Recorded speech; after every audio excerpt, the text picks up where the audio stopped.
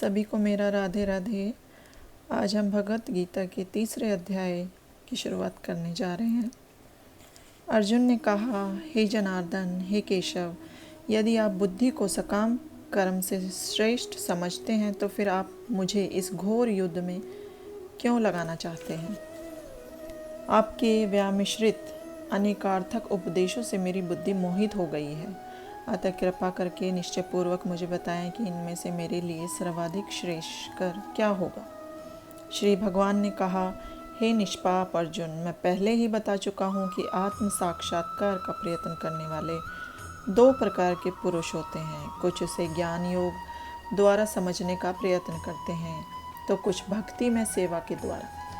द्वितीय अध्याय के 39वें श्लोक में भगवान ने 2 प्रकार की पद्धतियों का उल्लेख किया है, सांख्य योग तथा कर्म योग या बुद्धि योग। इस श्लोक में इनकी और अधिक स्पष्ट विवेचना की गई है। सांख्य योग अथवा आत्म तथा पदार्थ की प्रकृति का वैश्लेषिक अध्ययन उन लोगों के लिए है जो व्यवहारिक ज्ञान तथा दर्शन द्वारा वस्तुओं का चिंतन एवं मनन करना चाहते हैं। दूसरे प्रकार के लोग कृष्ण भावनामृत में कार्य करते हैं, जैसा कि द्वितीय अध्याय के 61वें श्लोक में बताया गया है। 39वें श्लोक में भी भगवान ने बताया कि बुद्धि योग या कृष्ण भावनामृत के सिद्धांतों पर चलते हुए मनुष्य कर्म के बंधनों से छूट सकता है तथा इस पद्धति में कोई दोष नहीं है। 61वें श्लोक में इसी सिद्धांत को और अधिक स्पष्ट किया गया है कि बुद्धि योग पूर्णतः पर ब्रह्म पर आश्रित है और इस प्रकार से समस्त इंद्रियों को सरलता से वश में किया जा सकता है।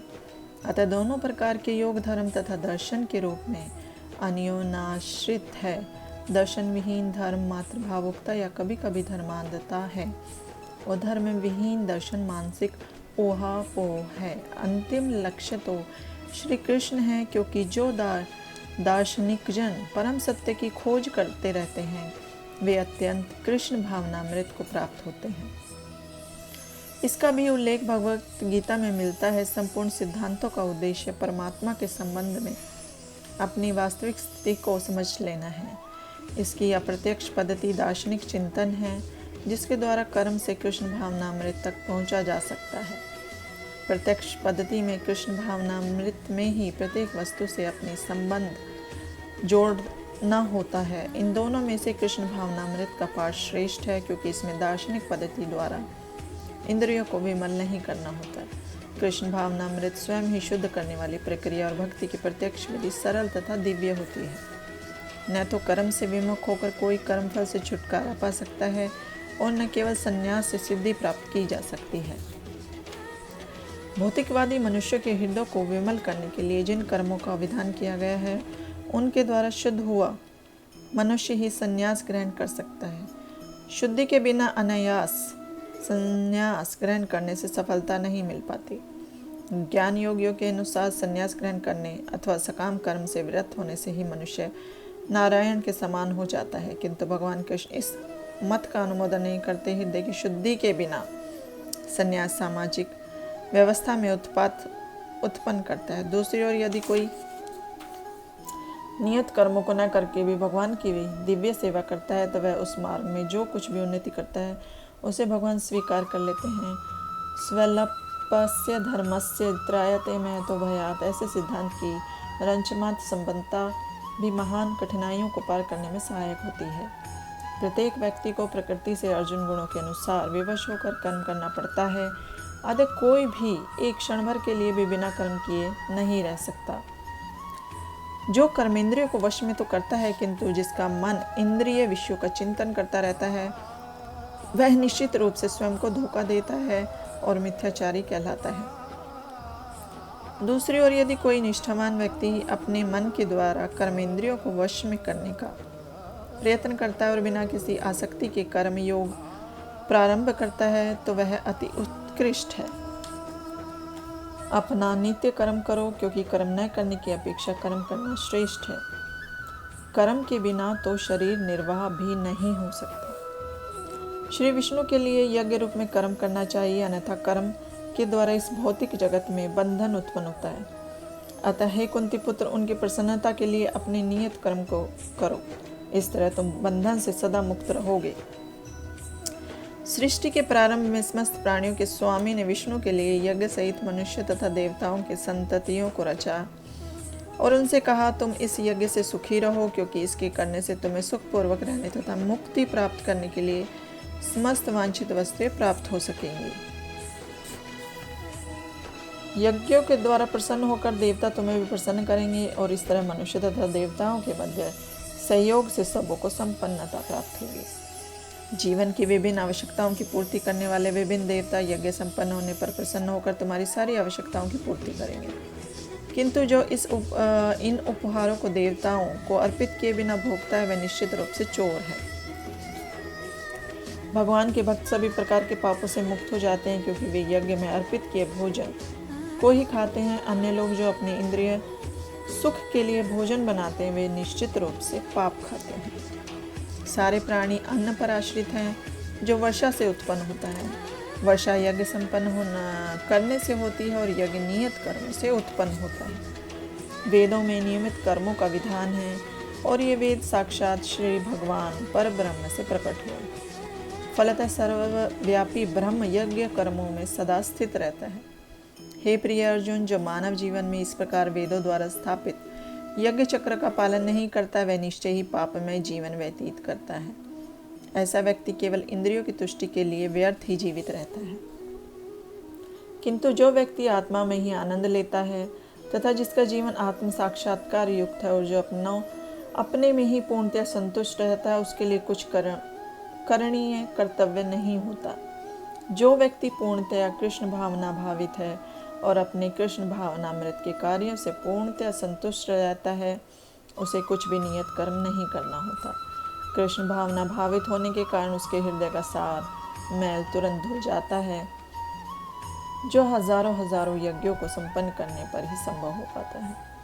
इस प्रकार चेतना के शुद्ध होने से मनुष्य परमेश्वर के साथ अपने संबंध के प्रति पूर्णतया आश्वस्त हो जाता है। भगवत कृपा से उसका कार्य स्वयं प्रकाशित हो जाता है। अतः वैदिक आदेशों के प्रति उसका कर्तव्य निशेष हो जाता है। ऐसा कृष्ण भावना भावित व्यक्ति कभी भी भौतिक कार्य में रुचि नहीं लेता और न ही उसे सुरा सुंदरी तथा अन्य प्रलोभनों में कोई आनंद मिलता है। स्वरूप सिद्ध व्यक्ति के लिए न तो अपने नियत कर्मों को करने की आवश्यकता रह जाती है, न ऐसा कर्म न करने का कोई कारण ही रहता है। उसे किसी अन्य जीव पर निर्भर रहने की आवश्यकता भी नहीं रह जाती। स्वरूप सिद्ध व्यक्ति की कृष्ण भावना भावित कर्म के अतिरिक्त कुछ भी करना नहीं होता, किंतु ये कृष्ण भावना भावित निष्क्रियता भी नहीं है, जैसा कि अगले श्लोकों में बताया जाएगा। कृष्ण भावना भावित व्यक्ति किसी की शरण ग्रहण नहीं करता, चाहे वह मनुष्य हो या देवता हो। कृष्ण भावनामृत में वह जो भी करता है वही उसके कर्तव्य संपादन के लिए पर्याप्त है। अतः कर्म फल में आसक्त हुए बिना मनुष्य को अपना कर्तव्य समझकर निरंतर कर्म करते रहना चाहिए, क्योंकि अनासक्त होकर कर्म करने से उसे परब्रह्म की प्राप्ति होती है। भक्तों के लिए श्री भगवान परम है और निर्विशेषवादियों के लिए मुक्ति परम है। अतः जो व्यक्ति समुचित पथ प्रदर्शन पाकर और कर्म फल से अनासक्त होकर कृष्ण के लिए यह कृष्ण भावनामृत में कार्य करता है, वह निश्चित रूप से जीवन लक्ष्य की ओर प्रगति करता है। अर्जुन से कहा जा रहा है कि वह कृष्ण के लिए कुरुक्षेत्र के युद्ध में लड़े, क्योंकि कृष्ण की इच्छा है कि वह ऐसा करे। उत्तम व्यक्ति होना या अहिंसक होना व्यक्तिगत आसक्ति है, किंतु फल की आसक्ति से रहित होकर कार्य करना परमात्मा के लिए कार्य करना है। यह उच्चतम कोटि का पूर्ण कर्म है, जिसकी संस्तुति भगवान कृष्ण ने की है। नियत यज्ञ जैसे वैदिक अनुष्ठान उन पाप कर्मों की शुद्धि के लिए किए जाते हैं जो इंद्रिय तृप्ति के उद्देश्य से किए गए हैं, किंतु कृष्ण भावनामृत में जो कर्म किया जाता है वह अच्छे या बुरे कर्म के फलों से परे है।